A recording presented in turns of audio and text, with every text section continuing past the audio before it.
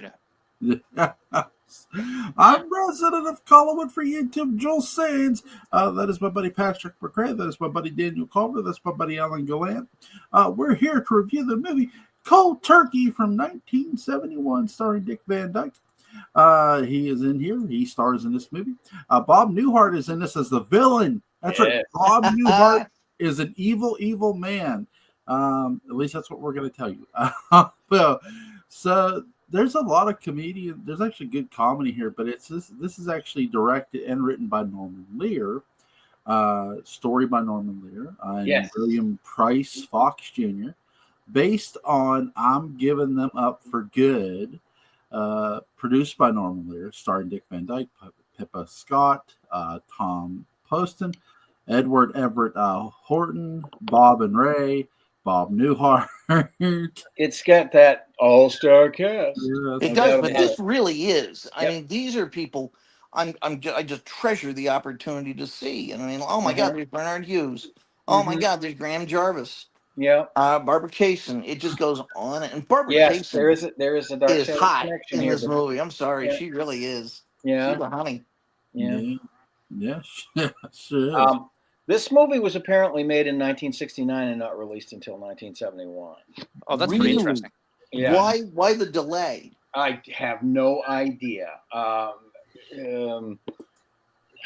Norman Lear was not the maven that he became and maybe it was shelved. And when Lear came out with All in the Family, they said, "Oh wow, let's release it."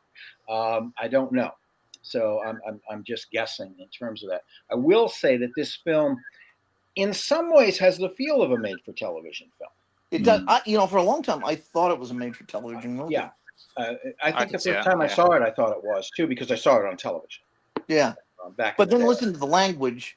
Yeah, and it's clear that it's not, especially in that era. No, the old woman is just like filthy. She's right. She's great. Those teeth, those horrible false teeth that she has. Yeah. Oh yeah. Before you ask, my favorite character is the old lady. Oh, she's great. Yes, of course. She's always trying to get Graham's gun. Oh my gosh. Oh yeah, I forgot Tom Poston is in this too. I'd forgotten that completely until I saw him again. And then the person we were getting weird about yesterday, the St. Paul Benedict. Oh yes. God, I love that actor. He's wonderful. Fantastic. I always looked forward to him popping his head in during the Jeffersons.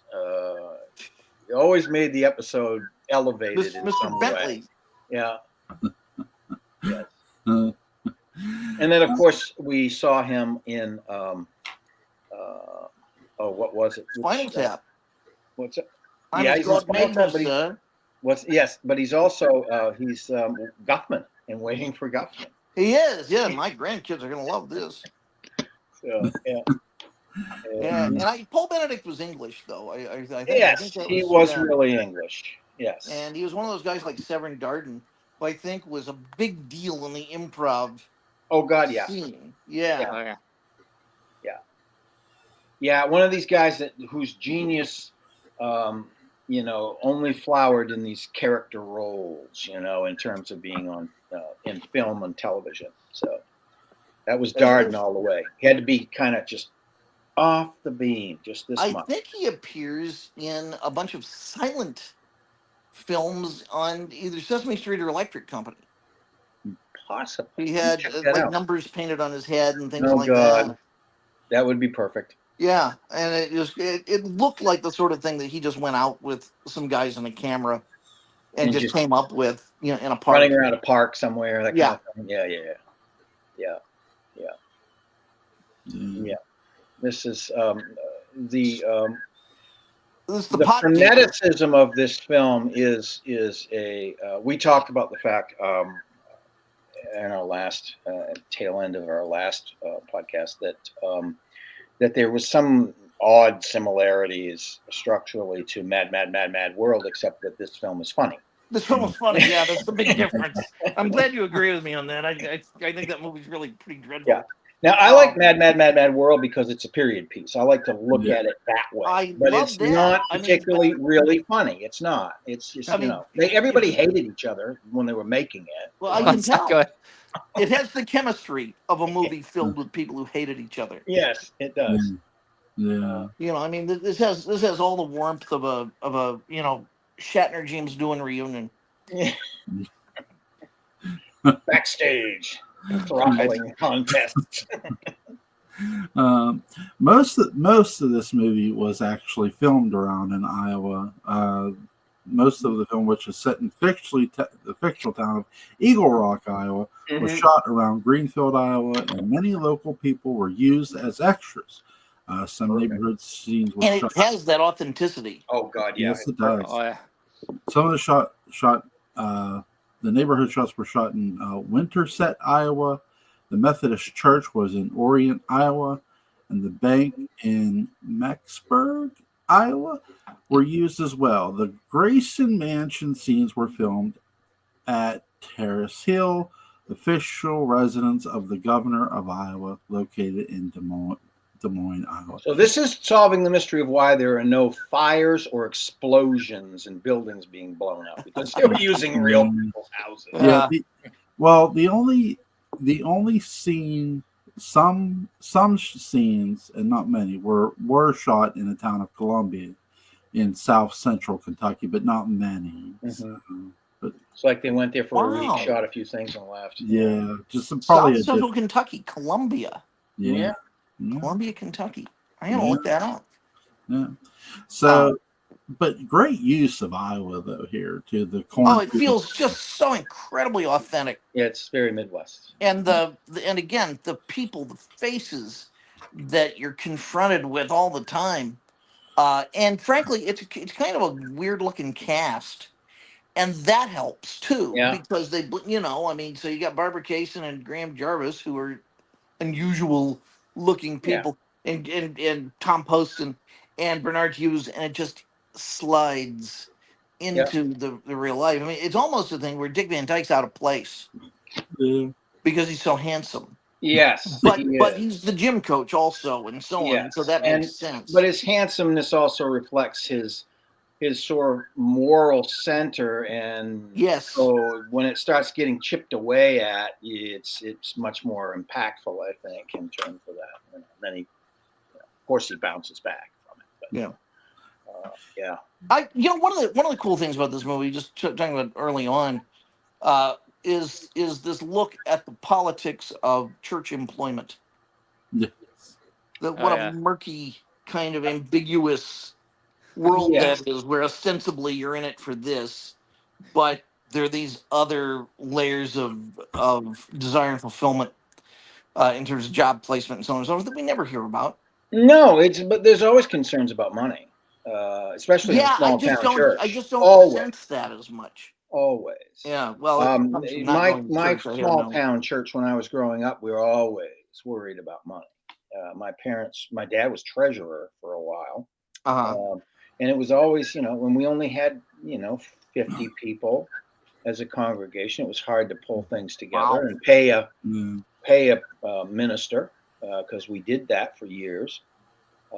They got the congregation up to 100 or so, 110 maybe. That was about the biggest I'd ever seen it. Wow. All the years it's been there. So yeah, it was a challenge. Passing the collection plate was a furtive affair. Oh wow. So you get the guy coming in from outside, the big regional guy who's telling him, "Oh, you're on the cover of Time magazine." Oh yeah.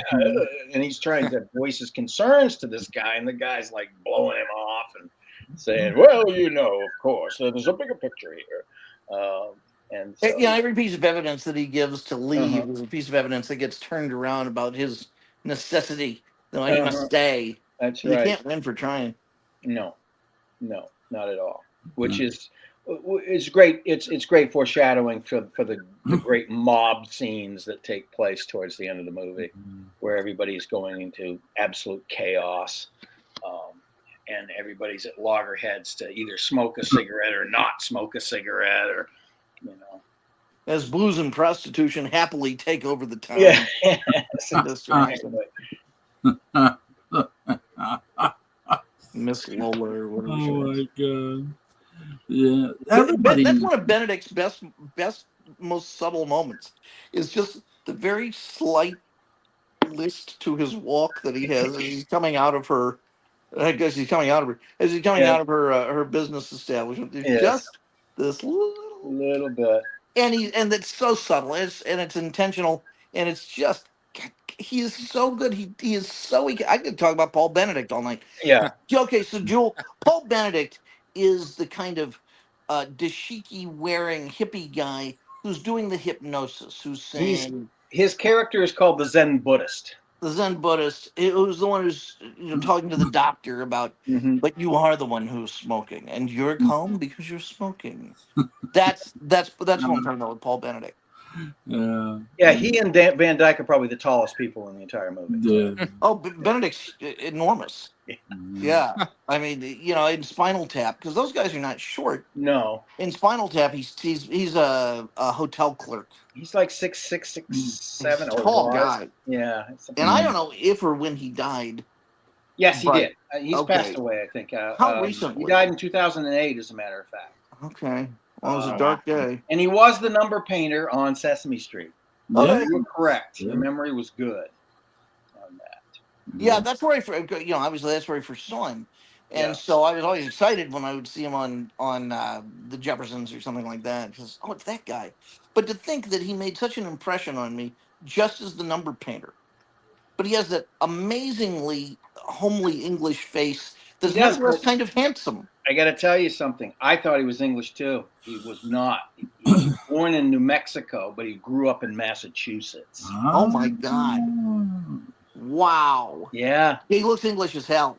Yeah, he went to Suffolk University. Okay, well, so he has the accent. Mm-hmm. Yeah, that. He's got that. No doubt about it. He comes by that, honestly.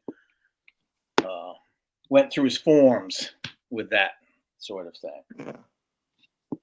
Yeah. He was diagnosed with acromegaly, which is why he had such a large head and hands. Like Rondo Hatton. Oh, isn't that what Andre the Giant had to? Or is that different? Yes. Yeah, Andre the Giant had it. He had a chance to actually have it arrested with a pituitary operation. He turned it down because he was afraid it would ruin his career. Oh, yeah, I could see so that. It killed him at 47. Oh, yeah, that's unfortunate. I know there's another wrestler I think had it too. Like, you might not have heard of him. His name is Maurice Tillett. Well, I know the great Khali looks like he has it. Oh, yeah. This Maurice dude, he actually looked like an ogre. Big head, and slightly distorted features. Oh, yeah, I could see that about Great Khali too. But yeah, like this Maurice dude, yeah, like I think he wrestled in AWA like way back, like back during the black and white days, Oh, okay. But yeah, I don't know if this has been confirmed or not, but some people think Shrek was actually designed after him. Possibly, I don't know. Yeah. I have to look at the guy. It's anything's possible. Also, Gene Stapleton is in this movie. Who has acromegaly, of course. Of course, she has acromegaly. Acromegaly of the voice. I saw her live with Jonathan Frid. Oh, you saw Arsenic and Oil? Arsenic, yeah. That's cool. When they came to Louisville? Uh-huh. Yeah, awesome. And they were great. Yeah. And I entered when Jonathan died, and we did this Wallace with me, not Wallace and Wallace with me. I did this audio documentary for the first anniversary of his death, and I interviewed Gary Sandy for a long time. Gary Sandy and I talked on the phone for about 3 hours, and he was great. The actor's actor all the way. Yeah. His role as Andy Travis paid for a lot of theater, I think. It did.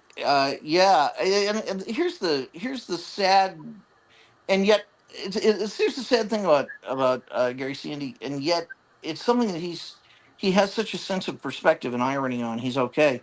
Apparently, I think like Paul Botchko even said he was the number 2 guy in Hollywood forever, meaning he was the first runner-up for dozens of big parts, like MacGyver and all this other stuff. It was almost Gary Sandy. Yeah. except for this one other thing, and there'd be producers who just felt terrible because, is where they had 2 days left in auditions. He was on that penultimate day, and they would think, "Oh man, we got it, Gary." I don't know who's coming in tomorrow, but who cares?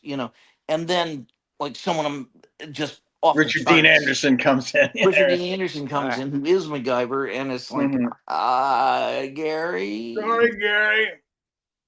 And Gary said he had to get very zen about the whole thing. Yeah, I'm sure. Gary Sandy's one of my heroes. He was just God. He is so, and I liked him before, but talking to him, it changed everything. Every interview I've ever seen him do, he's very accessible. He's very. That's exactly what he is. Yeah. It's exactly how he is. I mean, he's a real guy, and he seems grateful to be talking to you and interested in you. But it's like, oh, I've known this man for years. Right.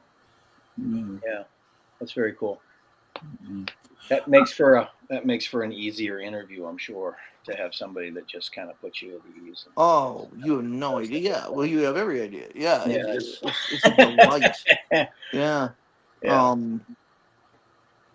It's like the experience that we had with Jim Storm. God, what a guy! Yeah, what a guy! He's the ultimate being. He really is. He's a mensch. He is a mensch. Yeah. Who's you guys' favorite character in this movie? James Storm. Storm. I hate to say it, but I don't hate to say it.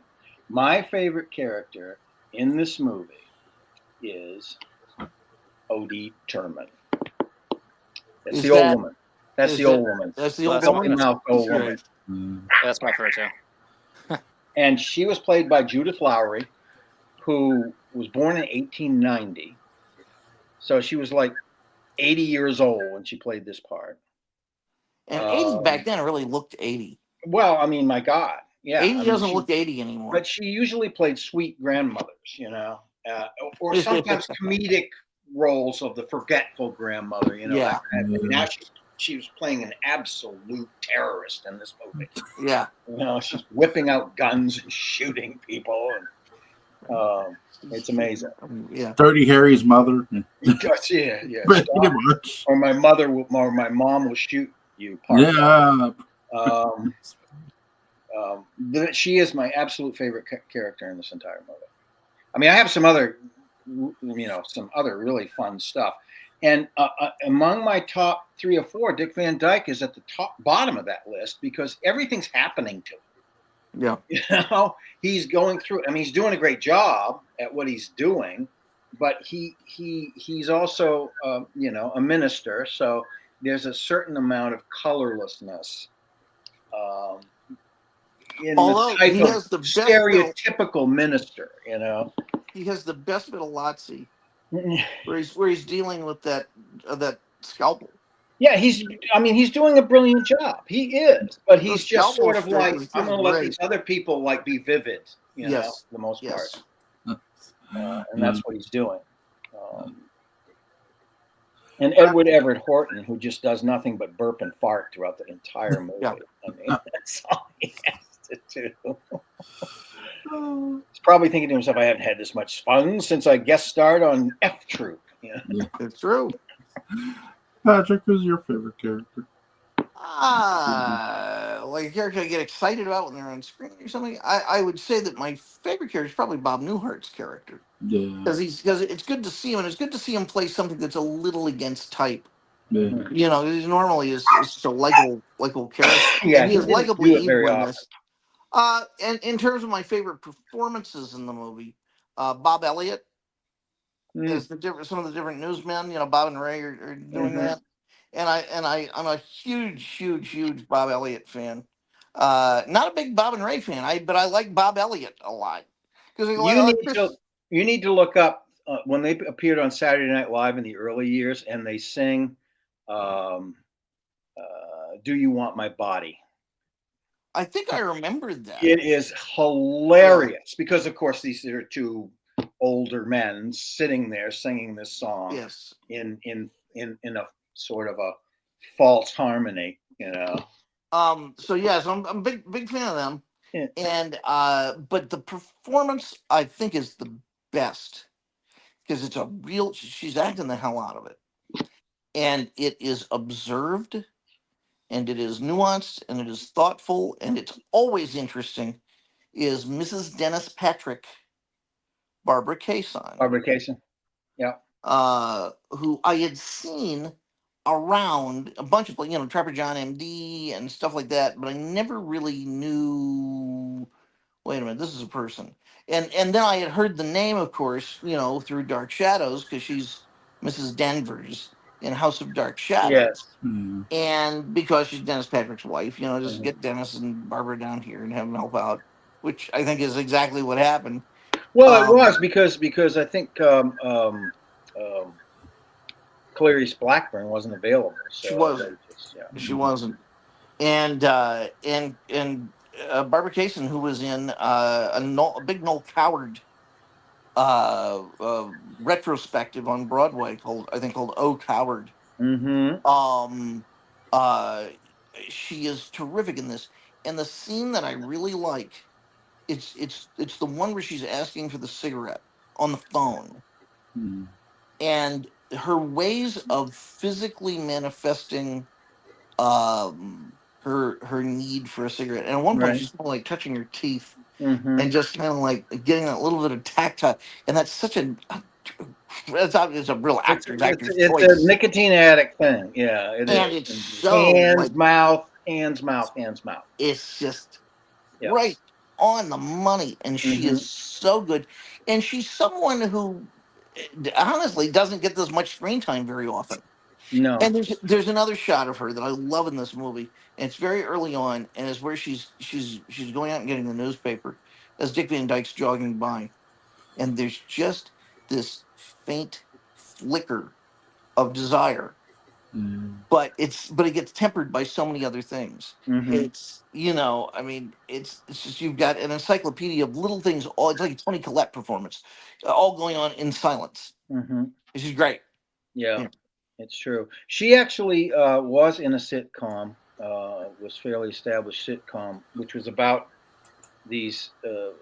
I think Suzanne Summers was the star, but she was like second banana. What was it? It was about these sheriffs. She's the sheriff. Yeah, she's the sheriff. That's it. Yeah. Yeah, and that was on for what, a year or two or something. Yeah. So Okay. she had that going on. Yeah. Daniel, who's your favorite character? The old lady. Nice. Odie Turman. Odious. Odie. She's right up there with. She was odious and hilarious. Dr. Proctor for me. I mean, oh God. My God. Jesus Christ. Yeah. Somebody else that's in this movie that goes on to greater fame in a movie called Blood Simple. Emmett Walsh. Who's Emmett Walsh in this? Yeah, he just plays a guy named Art. He's just sort of one of the townspeople. Yeah. And his inimitable style of sorta, sideways talking in that small. He's also he's more known for as the captain from Bryant. The Blade Runner. He's Blade Runner. Yeah. You should see Blood Simple though. I think you'd enjoy that movie. It's a good movie. It's a very good movie. But there's just so many cool extras in this movie. Just they make use of everybody within this film, and the plot helps. I mean, really moves this movie along very fast paced. Yep. And it makes I love a comedy that, though they advertise this as a dark comedy, this has it's very lighthearted dark comedy. Well, it's got the it's got two things going for it. It's got Norman Lear touch, and it's also got Randy Newman's music. Oh yes. I'll tell you, we were talking about Randy Newman's music last night, and I was amazed at how mature his orchestral stuff was. Because even then, yeah, because this is at the very beginning of his career. But he's very confident in the Copeland sound. Yeah. But I'll tell you what, for the not as a song, but for the movie, I can't bloody stand We Have All Is Love, because it's so melancholy, and I guess ironic, wink wink nudge nudge, that I feel dirty I just feel like guilty, having enjoyed the rest of the movie. That's because it just makes everyone so sad and pathetic, and it has a bit of the sap to it too. It has a bit of sap to it. Yes, it does. Yes, it does. So, and I just feel dirty. But all of the that has an irony to it. That's the music that the town is hearing in its head. That's correct. It's that classic sort of John Philip Sousa style and all of that sort of thing. Yeah. I think that it's one of those things like the theme to Enterprise that would have served the opening credits of the movie, and it's been so ugly looking at the desiccation that's gone on in America. America on the march. March on anyway, even though we're in a sewer. Yeah. See, you say about that. You know what I was expecting to happen as the song was playing? You notice when the song starts playing, at the end of the movie, the credits aren't rolling right away, if you notice. Yeah. I was as a gag, I was expecting Bob Newhart's character to come up all injured and be like, Newman, I'm not cutting you a check. You hear me? I'm paying, like, as a gag, like, seriously, because it's well, I mean, they kind of did that with they wanted you to make sure that they wanted to make sure that you knew that they weren't dead. Yeah. So at the end, they do have them sit up, and kind of look around like they've been, instead of shot, they've been like slapped silly or something. Yeah. But that's But yeah, Newman's music is good in this. It's very, I do agree with you. It's sappy a bit. Well, the song, it's the lyrical aspect. It's the lyrical aspect. It's just its use in this film. Yeah. He would also go to perform and I think write the theme for the series Monk on television. Yeah. Oh wow! It's a jungle. God. He's written so much stuff you cannot believe it. Yeah, Jewel, if you want to hear his best movie score, I'll go on a limb. The Natural. Natural is fantastic. It's one of the greatest movie scores of all time. Ragtime is no slouch either. Yeah, Ragtime is very good. Yeah, it's very Americana. I've seen The Natural. Yeah, it does have a great score. It does. I would agree with you. Great movie too, Robert Redford. Yeah. Robert Duvall's in that then too. Yes, he plays the reporter. Yes. The irritating reporter. Yeah. What's some of you guys' favorite scenes, Alan? The mayhem. I always get off on the mayhem when it's done right, and it's done right in this film. It's really done right in this movie. Everybody has developed fully a character by this time. We know who they are, and they've all got something to do, and it all makes sense.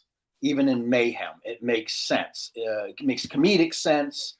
It makes dramatic sense. All of it, and so the whole thing leading up to the guy, screwing around with the town clock, and the whole thing leading up to that, and it's really nice because even though it's a silly, farcical moment, it kind of, when you first see it, it kind of lets you, like, you're on the edge of your seat. Are they going to make it? Are they going to make it? Are they going to make it? While all this absurd stuff is happening. So I really like that. I mean, there are other scenes in it that are really great. Again, the old woman, some of her scenes are just like, she just blows everybody off the friggin' screen. And, but that final mayhem is, and the build up to it. That's it for me. It's a payoff. It's a great payoff. It is.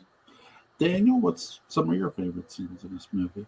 I'd say the mayhem as well too. Because that was a pretty good scene. And I also like when they thought like the lighter was a lighter basically, but that turned out to actually be a gun. Yes. It's just such a reverse on every time you see that prop, and it ends up just being being just a lighter. Yeah, it's not real bad.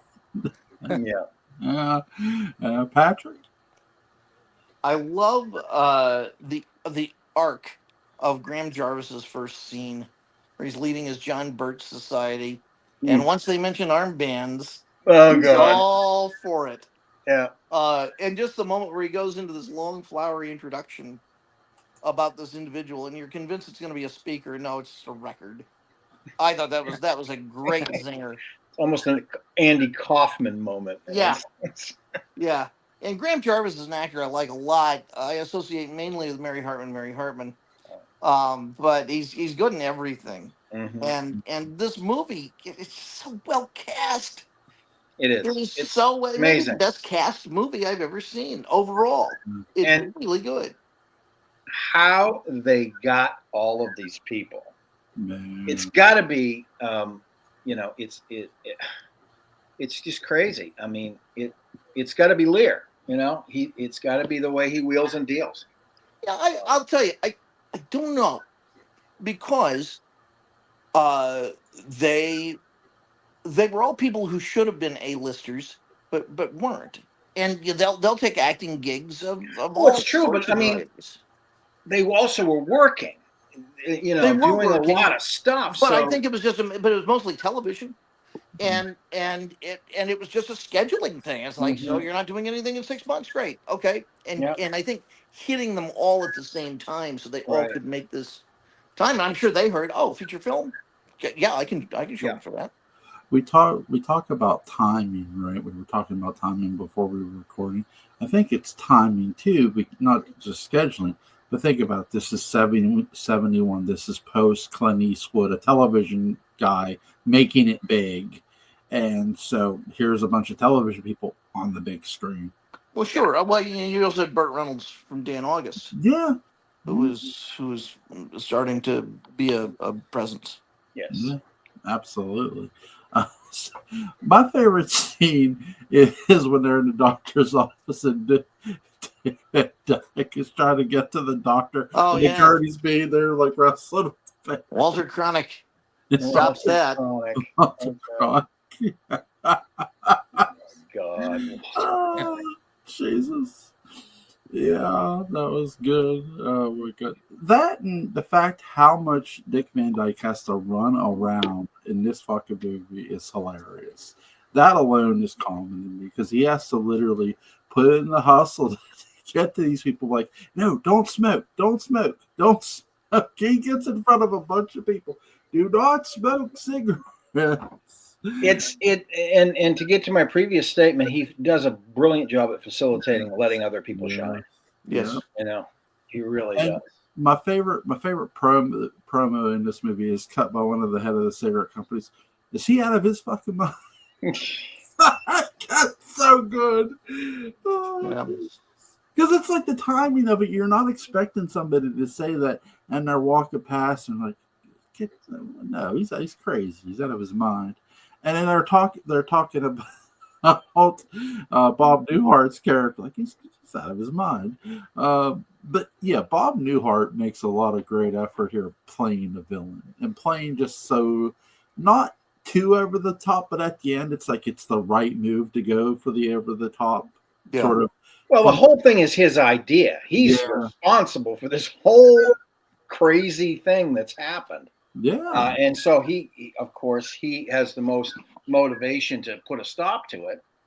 But he's basically Snidely Whiplash who deals dope. He slings dope. He's got like a trunk full of cigarettes, and he's trying to get them into town. And he tries everything he can possibly do, which, of course, motivates some of the mayhem.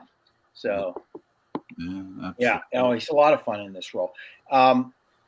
This is rare territory for him. He just usually, he's about to go into an incredibly popular run on a show called The Bob Newhart Show with Suzanne Plachette. And that's I still can't get over what a coincidence that was. That his greatest success would be in a show that just happened to have a name that was his name. How rare does that happen? Dick Van Dyke Show. Again, it's just a weird coincidence. Yeah, it is, because a lot of shows have also carried the name of their star that have bombed, not made it. Yeah. But some do make it, and he did it twice. He did it with Newhart. He did. He did not do it with Bob. No, he did not do it with Bob. That was the last gasp before he went back into doing character roles in films. Yeah. And doing the occasional stand-up sort of thing, guest shot. But yeah. FDR's stand-up career was not very successful. Yeah, that's true. Yeah. Sorry. They just rolled out of me. It just it can wheel that one out of it. Yeah. Oh Jesus. Yeah, I give this movie a 9 out of 10. It's really, really good. I give it a 10. I think it's great. Yeah, it is. It's Lear is really, he put together something here that really worked well, and his sensibilities were, already fully formed by this time. Of course, he's already, I think, a behind the scenes veteran at this point. He hadn't had any huge hits where his name was plastered all over it. Like again, the year that this came out, All in the Family became a huge hit, and he was off to the races after that because he had cachet and he could basically write his own ticket, and he did. And he did. 50 years he wrote his own damn ticket. Oh yeah, he was really one of my great heroes growing up. He really was. Oh yeah. I hate to say this, but I'm gonna give it a 7 out of 10. It doesn't have to be, your total cup of tea. That's cool. Oh yeah. We're just kind of fools for that kind of stuff down here. Alan, what do you give it? I gave it a 10. Yeah, absolutely. Yeah, I knew you would like this movie. Yeah. I saw it a long, long time ago. I remember seeing it on television, but again, specifics go away when you don't see something for like 45 years. Oh yeah, that's sure do. I have two films for tomorrow night. You guys can pick. Okay. I found them both. So the first one is called The Nose, and the other one's called The Rear End.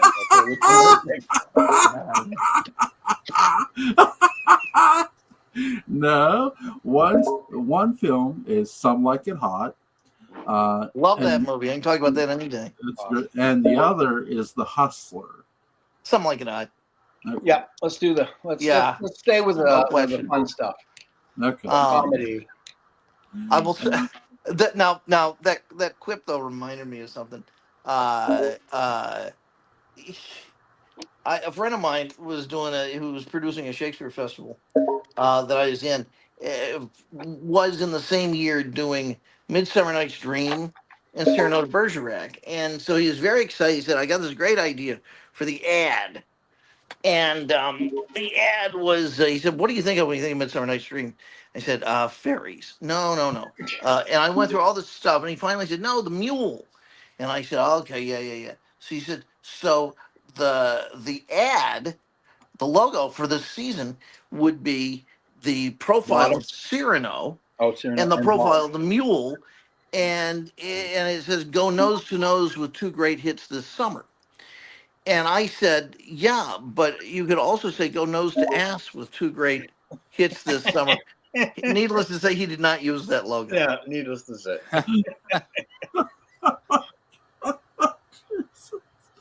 Yes, but it would have been perfect. Yes, it really would have turned them away in droves. I think that's a thing a business could just keep me around for, is because I'm gonna be the one who's gonna see those things.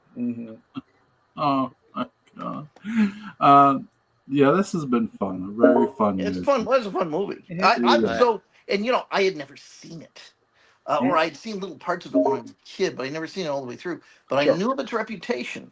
And I'm so glad it ended up being good. I would have been really embarrassed otherwise. Yeah. It's a perfect movie to go back and see how great Dick Van Dyke was. Just really is. And it's interesting too, because apparently he didn't allow it to really affect his